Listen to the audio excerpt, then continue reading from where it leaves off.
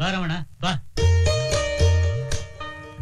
ಕಸ್ತೂರಿ, ಓ ಚಿರೋಟಿ ಒಬ್ಬತ್ತು ನನ್ ಬರ್ತೀರಂತ ಮೊದಲೇ ಗೊತ್ತಿತ್ತಾ? ನಿನಗಲ್ಲ ಅಣ್ಣ, ರಾಮುಗೆ. ಈ ವರ್ಷನೂ ರಾಮು ಎಲ್ರಿಗಿಂತ ಜಾಸ್ತಿ ಬೆಳೆ ಬೆಳೆದು ಪದಕ ತಗೊಂಡಿದ್ದಾರೆ, ಅದಕ್ಕೆ. ಅಂದ್ರೆ ನನಗಲ್ಲ, ನೀವ್ ಉದ್ಧಾರ ಆಗಲ್ಲ. ಈ ಬುಡ್ಡ ನನ್ನ ಮಕ್ಳಿಗೆ ಮಾಡೋ ಬೇರೆ ಏನು ಕೆಲಸ ಇಲ್ಲ. ಅಲ್ಲ, ಚಂದ್ರಲೋಕಕ್ಕೆ ಹೋದವ್ರಿಗೆ ನಮ್ಮ ದೇಶ ಏನು ಮಾಡೋ ಸುಮ್ಮನೆ ಇದೆ. ಇವನೇನು 2 ಚೀಲ ಭತ್ತ ಜಾಸ್ತಿ ಬೆಳೆಬಿಟ್ಟ ಅಂತ ಇವ್ನು ಊಟ ಈ 3 ಬಿಟ್ಟ ನನ್ನ ಮಕ್ಕಳಿಗೆ ಮುದ್ದೆ ಅಂತ ಸರಿ ದೊಡ್ಡ ಬರ್ತ ನೋಡ್ಕೊಂಬರ್ಕೇನ. ಅವನ್ ಊಟ ಕರೆದಿದ್ದೆ ಬಂದ್ರು, ನಿನ್ ಊಟ ಕರಿಲ್ಲ, ನೀ ಯಾಕೆ ಬಂದಿಯೋ? ಯಾವನು ನಿಂಗೆ ಬುದ್ಧಿ ಕಲಿಸ್ತವನು? ಶತ್ರುಲಾದ್ರೂ ಮನೆಗೆ ಬಂದ್ರೆ ಅವ್ನು ಒಳಗಡೆ ಕರೆದು ಊಟ ಹಾಕ್ಬೇಕು ಅಂತ ನಾವೇ ಅವನು ಕರೆದ್ಬಿಟ್ಟು ಇವಾಗ ಅವನ್ ನಾವೇ ಮಾತಾಡೋದು ಚೆನ್ನಾಗಿರ್ತ ನೋಡು. ಒಳ್ಳೆ ನಡತೆ ಕಲಿಬೇಕಾದ್ರೆ ದೇಶ ಸುತ್ತಬೇಕು, ಕೋಶ ಓದ್ಬೇಕು. ನೀ ದೇಶಾನು ಸುತ್ತಿದ್ಯಾ, ಕೋಶಾನು ಓದಿದ್ಯಾ, ಆದ್ರೆ ನಿನ್ ಬಾಯಲ್ಲಿ ಒಳ್ಳೆ ಭಾಷೆ ಬರ್ಲಿಲ್ವಲ್ಲೋ.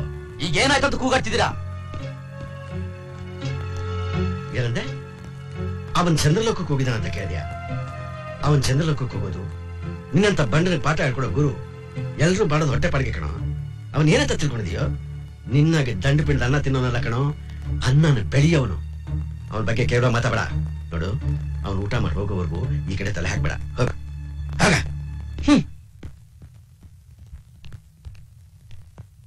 ರಮಣ, ತುಂಬಾ ಹಸುವಾಗಿರ್ಬೇಕು, ಊಟ ಮಾಡೋಣ. ಅಮ್ಮ ಕಸ್ತೂರಿ, ಊಟಕ್ಕೆಲ್ಲ ರೆಡಿಪಾ? ಬಾ ನೋಡಿ. ಕೂತ್ಕೊ.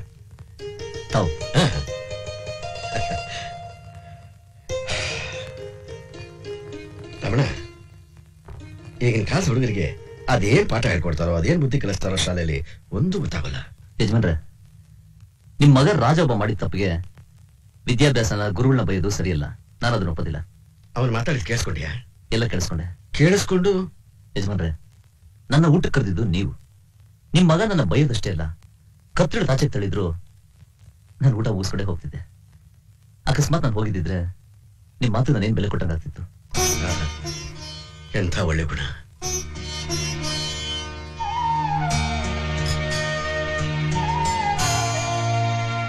ಸರಿಯಾಗಿ ಓದಿಟ್ಬಿಟ್ಟಿದ್ದೀನಿ, ಯಾರು ಕಂಡು ಹಿಡಿಯೋದಕ್ಕಾಗೋದಿಲ್ಲ. ಆ ಮಾರಮ್ಮನ ಬತ್ತಿ ಸಲ ತೆಗಿಯೋದ ಅದನ್ನ. ಅಲ್ಲೇ ರೀಚ ಮಾಚ, ಅಲ್ಲಿ ನೋಡ್ರಲ್ಲ, ಒಳ್ಳೆ ಪೊಗದಸ್ತಾವಳೆ.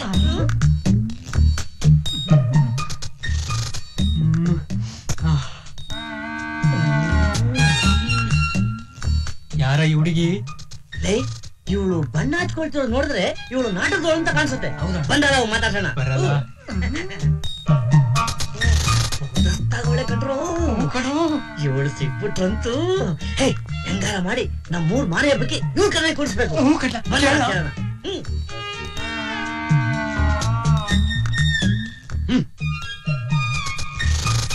ಎಷ್ಟು ನಿನ್ ರೇಟು? ಯಾರು ನೀವು? ನಾವು ಇದೇ ಊರವರು. ನಮ್ಮೂರ್ ಮಾರಿ ಹಬ್ಬಕ್ಕೆ ನೀನೇ ಕುಣಿಬೇಕು. ಕುಣಿತೀಯಾ? ಅಪ್ಪ ಅಪ್ಪ. ಅಪ್ಪ ಬೇಡ, ನೀನೇ ಬೇಕು. ಏನಮ್ಮ ಏನಮ್ಮ ಏನಮ್ಮ ಏನಾಯ್ತಮ್ಮ? ನೋಡಪ್ಪ, ಈ ಹಳ್ಳಿ ಗಮಾರ್ಗಳು ಯಾಕ್ರಯ್ಯ ಮಗುಗ್ ತೊಂದರೆ ಕೊಡ್ತಾ ಇದ್ದೀರಿ? ಮಗುನ ಎಲ್ಲಿ? ಇವಳೇ ನನ್ನ ಮಗು. ಇವಳೇನಾ? ನಿಮ್ಮದೇನ್ರಯ್ಯ ತಕರಾರು? ನಮ್ಮೂರ್ ಮಾರಿ ಹಬ್ಬಕ್ಕೆ ನಿಮ್ ಮಗಳ ಕೈನಲ್ಲಿ ಡ್ಯಾನ್ಸ್ ಮಾಡೋಣ ಅಂತ ಇದ್ದೀವಿ. ನನ್ನ ಮಗಳು ಕುಣಿತಾಳೆ ಅಂತ ಯಾವ ನನ್ನ ಮಗನ ಹೇಳಿದ್ದು? ಇದನ್ನ ಏನಾದ್ರೂ ಹೇಳ್ಬೇಕಾ? ಅಷ್ಟು ಗೊತ್ತಾಗಿಲ್ವಾ? ಚಪ್ರ ಇದ್ ಕಡೆ ಮದ್ವೆ, ಪಿಂಡ ಇದ್ ಕಡೆ ತಿಥಿ ಅಂತ ಬಣ್ಣ ಹಚ್ಕೊಳ್ಳೋದ್ ನೋಡಿದ್ವಿ. ಅದಕ್ಕೆ ಇವಳನ್ನ ಕುಣಿತೀಯ ಅಂತ ಕೇಳಿದ್ವಿ. ಏನ್ ತಪ್ಪಾಯ್ತು? ಅಯ್ಯೋ ಬೋರೆ ಮಕ್ಕಳು,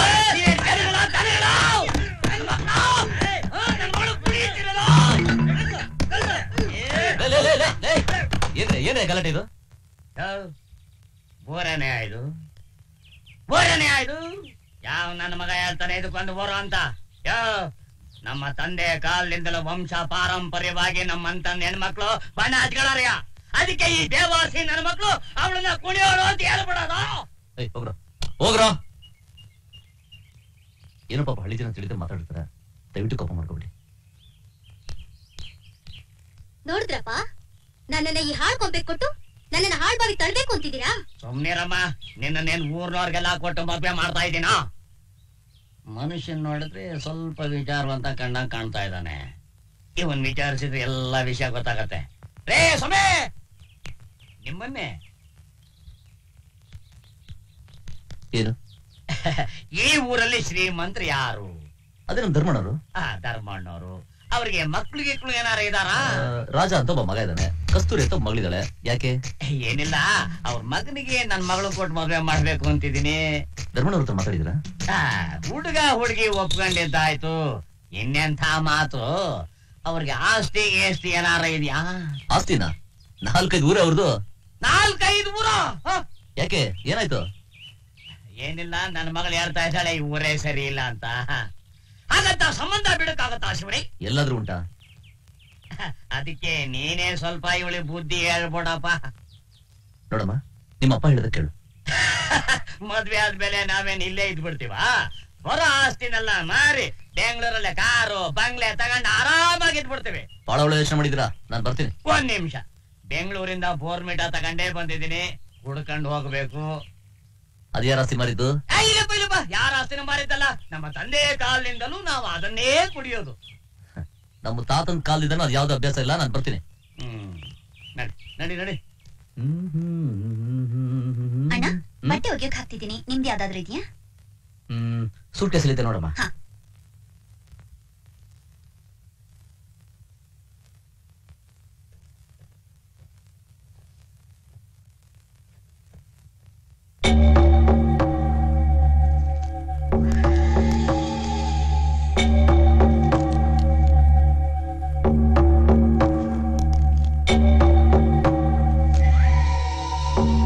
ಏನಮ್ಮ ಅದು?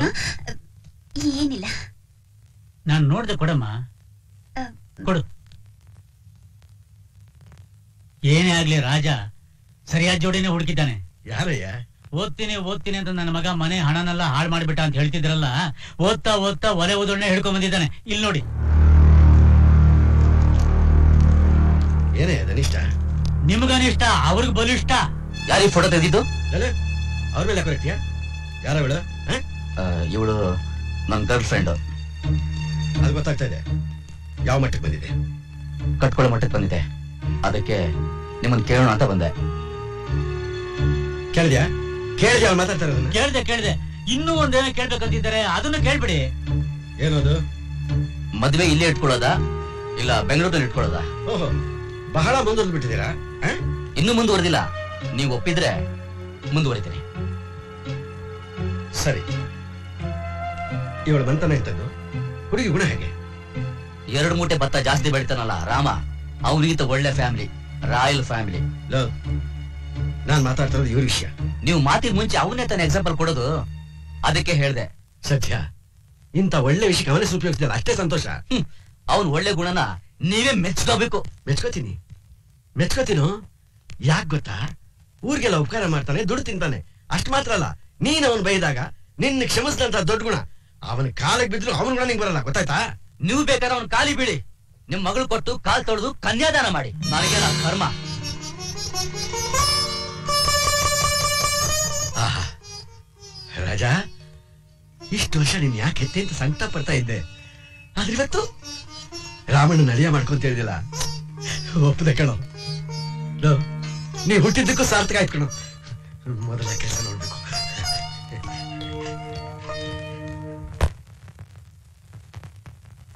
ಓಹ್, ನಮಸ್ಕಾರ. ನಮಸ್ಕಾರ ರಮಣ, ಚೆನ್ನಾಗಿದೆ. ನೀವು ನೋಡೋಂತ ನಾನು ಹುಟ್ಟಿದ್ದೆ. ಏನು? ಬನ್ನಿ, ಇರ್ಲಿ ಕೂತ್ಕೊಳ್ಳಿ. ಏನಪ್ಪಾ ಅದು? ನಾನೀಗ ಹೇಳ್ತಾ ಇದ್ದೀನಿ ಅಂತ ದಯವಿಟ್ಟು ತಪ್ಪು ತಿಳ್ಕೊಬೇಡಿ. ಪರವಾಗಿಲ್ಲ, ಹೇಳಪ್ಪ. ನಿಮ್ ಮಗ ರಾಜ ಒಂದ್ ಹುಡುಗಿನ. ಓಹ್, ಆ ವಿಷಯ ನಿನ್ವರ್ಗೂ ಬಂದಾಯ್ತಾ? ನನ್ವರ್ಗೂ ಅಲ್ಲ, ಆ ಹುಡುಗಿಯವರಪ್ಪ ನಮ್ಮ ಊರ್ ಟಿವಿ ವರ್ಗೂ ಬಂದಾಯ್ತು. ನೋಡ್ತೀಯ ರಾಮಣ್ಣ, ನನ್ ಮಗನ್ನ ನಮಗೆ ಗೊತ್ತಿಲ್ಲದೆ ಬೀಗನ ಊರ್ ಬಾಗ್ಲವರೆಗೂ ಕರ್ಕೊಂಡ್ ಬಂದಿದ್ದಾನೆ. ಅದ್ಯಾವ ದೊಡ್ಡ ವಿಷಯ ಬಿಡಿ ಯಜಮಾನ್ರೆ. ಏನೋ ಹುಡುಗಿ ಒಬ್ರೊಬ್ರು ಪ್ರೀತಿಸ್ತಾ ಇದಾರೆ, ನಾವು ಅವ್ರ ಮಧ್ಯೆ ಹೋಗ್ಬಾರ್ದು. ಆದ್ರೆ ಅವ್ರ ಅಪ್ಪ ಇದಾನಲ್ಲ, ಏನಂತ ಅವನಿಗೆ ನಮ್ ರಾಜನಿಗಿಂತ ಅವನು ಬರೋ ಆಸ್ತಿ ಮೇಲೆ ಕಂಡಿದೆ. ಮದುವೆ ಆದ್ಮೇಲೆ ಆಸ್ತಿನೆಲ್ಲ ಮಾರಿ ಸಿಟಿನಲ್ಲಿ ಕಾರು ಬಂಗ್ಲೆಲ್ಲ ತಗೋತೀನಿ ಅಂತಿದ್ದ. ಹೊಲ ಗದ್ದೆ ಎಲ್ಲ ಬೆಳೆ ಬೆಳೀತದೆ. ರಮಣ, ನನಗೂ ವಯಸ್ಸಾಗ್ತಾ ಬಂತು. ಎಲ್ಲ ಕಾರ್ಬಾರ್ ನನ್ನಿಂದ ನೋಡ್ಕೊಳಕ್ಕಾಗಲ್ಲ. ನಿನ್ನಂತ ನಂಬಿಕಸ್ತ ಒಬ್ಬ ಇದ್ರೆ. ಅಯ್ಯೋ, ನಾನ್ 10 ಎಕರೆ ದುಡಿಯೋನು, ನಿಮ್ದು ದೊಡ್ಡ ಸಮುದ್ರ. ರಮಣ, ಜೀವನ ಅನ್ನೋದು ಬರೀ ಕೆರೆ ಅಲ್ಲಪ್ಪ, ಸಮುದ್ರದಲ್ಲೂ ಈಜಬೇಕು. ಬೇಡ ಯಜಮಾನ್ರೆ, ಒಂದು ಚಿಕ್ಕ ಕೆರೆಯಲ್ಲಿ ಒಂದು ದೊಡ್ಡ ಮೀನಾಗಿರೋದಕ್ಕೆ ಇಷ್ಟಪಡ್ತೀನಿ ಹೊರತು ಒಂದು ದೊಡ್ಡ ಸಮುದ್ರದಲ್ಲಿ ಒಂದು ಚಿಕ್ಕ ಮೀನಾಗಿರೋದಕ್ಕೆ ಇಷ್ಟಪಡ್ತಿಲ್ಲ. ಅದು ಒಬ್ಬಟ್ಟಿಯಾಗಿ ಜೊತೆಗೊಬ್ಬನ್ ಕೊಟ್ರೆ ಬೇಡ ಯಜಮಾನ್ರೆ, ಬರೋ ಮನುಷ್ಯ ಎಂತವನಾಗಿರ್ತಾನೋ ಏನೋ, ಸುಮ್ನೆ ತೊಂದ್ರೆ. ಅಲ್ಲ, ತೊಂದರೆ ಕೊಡದೇ ಇರೋರು ನಿನ್ನ ಮನಸ್ಸನ್ನ ಅರ್ಥ ಮಾಡ್ಕೊಳ್ಳೋರು ಸಿಕ್ಕಿದ್ರೆ. ಈ ಊರಲ್ಲಿ ನಿಮ್ಮನ್ ಬಿಟ್ರಂತವ್ರು ಯಾರಿದಾರೆ ಹೇಳಿ? ಯಾಕಪ್ಪ ಹೇಳ್ತೀಯ? ನನ್ನ ಮಗಳಿಲ್ವೇ ಕಸ್ತೂರಿ. ಕಸ್ತೂರಿ ಯಾಕೆ ತಪ್ಪಿ ಬರ್ತೀಯ? ಮದುವೆ ವಿಚಾರ ಆಮೇಲೆ ಮಾತಾಡೋಣ, ಮೊದಲು ನಿನ್ನ ಒಪ್ಪಿಗೆ ಹೇಳು. ಅಲ್ಲ, ನಿಮ್ಮಂತಸ್ತೇನು, ನನ್ನ ಯೋಗ್ಯತೆ ಏನು? ರಮಣ, ಯಾವಾಗ್ಲೂ ಇನ್ನೊಬ್ಬರ ಯೋಗ್ಯತೆ ಬಗ್ಗೆ ಯೋಚನೆ ಮಾಡದೆ ತನ್ನ ಯೋಗ್ಯತೆ ಬಗ್ಗೆ ಯೋಚನೆ ಮಾಡೋನು ಜೀವನದಲ್ಲಿ ಮುಂದುವರಿತಾನೆ. ಆದ್ರೂ ಇದ್ರ ಬಗ್ಗೆ ಯೋಚನೆ ಮಾಡಕ್ ಒಂದೆರಡು ದಿನ. ಯೋಚನೆ ಮಾಡಕ್ ಏನಿದೆ? ನಿನ್ನವರು ಅಂತ ಯಾರ್ಯಾರು ಹೇಳು ನೋಡು. ನಾನು ಇಲ್ಲಿ ಬಂದಿರೋದು ನಿನ್ನ ಒಪ್ಪಿಗೆ ಕೇಳಕ್ಕಲ್ಲ, ನನ್ನ ತೀರ್ಮಾನ ಹೇಳೋದಿಕ್ಕೆ. ಅಲ್ಲ, ನನ್ನ ಮಾತು ನಿನಗೆ ಗೊತ್ತೇ ಇದೆ, ನಾನು ಇಡೋ ಹೆಜ್ಜೆನೆ ಈ ಊರ್ನೂರು ದಾರಿ, ನಾನು ಆಡೋ ಮಾತೆ ತೀರ್ಮಾನ. ಬರ್ತೀನಿ. ಯಾರ್ಯಾರನ್ನ ಎಲ್ಲಿಡಬೇಕು ಅಂತ ನನಗೆ ಗೊತ್ತು. ಅಂದ್ರೆ ಗೊತ್ತಿಲ್ವಾ? ನಾನು ಇಡೋ ಹೆಜ್ಜೆನೆ ಈ ಊರ್ನೂರಿನ ದಾರಿ, ನಾನು ಆಡೋ ಮಾತೆ ತೀರ್ಮಾನ. ಹಾಗಾದ್ರೆ ನನ್ನ ತೀರ್ಮಾನವನ್ನು ಕೇಳಿ. ನಾನು ಸತ್ರು ಸರಿ ಅವಳೆ ಮದುವೆ ಆಗೋದು. ಹಾಗೆ ಹೋಗ, ಅದೇ ಒಳ್ಳೇದು. ನಾನೇ ಸಾಲಿ, ನನ್ನ ಭಾಗ ನಾನು ಕೊಟ್ಬಿಡಿ. ಎಲ್ಲಾದ್ರೂ ದೂರ ಹೋಗಿ ರಿಜಿಸ್ಟ್ರಿ ಮ್ಯಾರೇಜ್ ಮಾಡ್ಕೊಂಡು ಸುಖವಾಗಿರ್ತೀನಿ. ಏನಂದೆ? ಭಾಗ ಬೇಕಾ? ಬಡ್ದಾಕ್ತೀನಿ ಹೇಳು. ಭಾಗ ಅಂತೆ, ಭಾಗ. ಅಪ್ಪ ಬನ್ನಿ. ಬೇಡ ಬನ್ನಿಪ್ಪ. ಅಯ್ಯೋ ಬೇಡಪ್ಪ, ಬೇಡ. ನೋಡ್ದೆ ನಮ್ಮ ನಾಡೋ ಮಾತು. ಭಾಗ ಭಾಗ ಕೇಳ್ತಾನೆ. ಏನು ಹೆದರ್ಸಿದೆ? ಎದುರ್ಕೊಂಡ್ಬಿಡ್ತೀರಾ? ಅಪ್ಪ ಅಣ್ಣ, ನೀ ಸ್ವಲ್ಪ ಸುಮ್ಮನೆ ಇರ್ತೀಯಾ? ಅಪ್ಪ, ನಾನೊಂದ್ ಮಾತು ಹೇಳ. ಹೇಳಮ್ಮ. ಅಣ್ಣ ಆ ಹುಡುಗಿನ ತುಂಬಾ ಇಷ್ಟಪಟ್ಟಿದ್ದಾನೆ.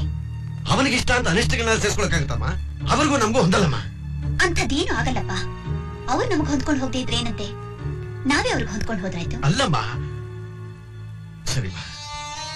ನೋಡು, ನಾಳೆ ಹೆಚ್ಚು ಕಡಿಮೆ ಆದ್ರೆ ನೀನ್ ಕಣ್ಣೀರ್ ಹಾಕ್ಬೇಕಾಗತ್ತೆ. ಹಾಗೇನು ಆಗಲ್ಲಪ್ಪ.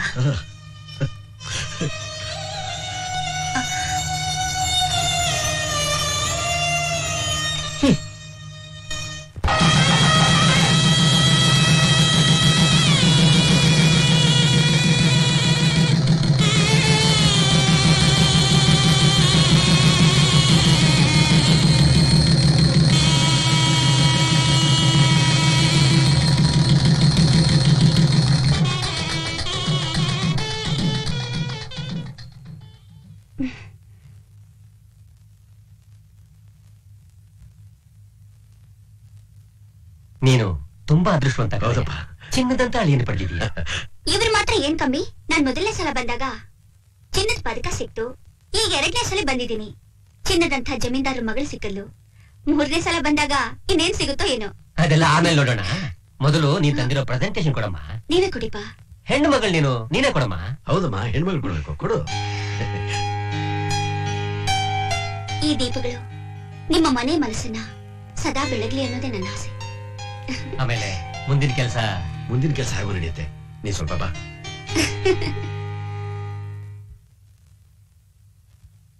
ನೋಡ, ನೀನ್ ಯಾವಾಗ್ಲೂ ಮಾಡಾಗ ನಾಳೆ ಹೋಗ್ತೀನಿ ಅಂತ ಹೇಳ್ಬೇಡ.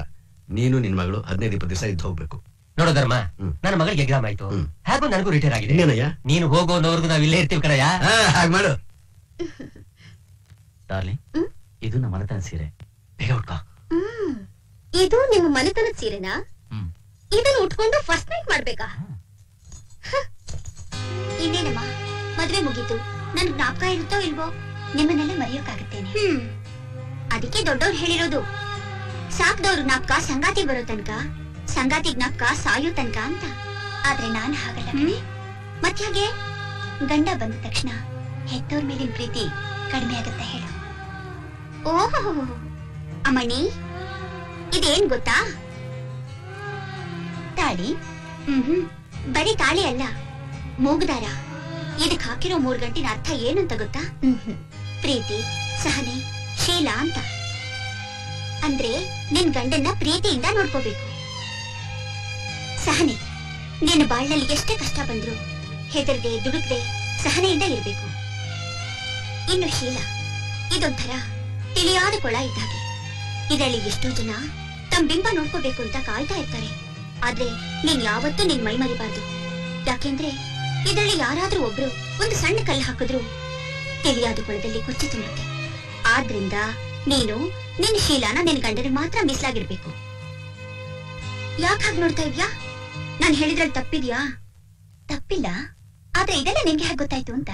ಅಯ್ಯೋ ನನಗ್ ಬುದ್ಧಿ ಬಂದಾಗಿಂದ ಎಷ್ಟು ಮದುವೆಗೆ ಹೋಗಿದ್ದೀನೋ ಅಷ್ಟು ಮದುವೆಲು ಎಲ್ರು ಹೆಣ್ಣಿಗೆ ಇದನ್ನೇ ಹೇಳ್ತಿರ್ತಾರೆ. ಅದನ್ನೇ ನಾನ್ ನಿನ್ಗೆ ಹೇಳಿದೆ.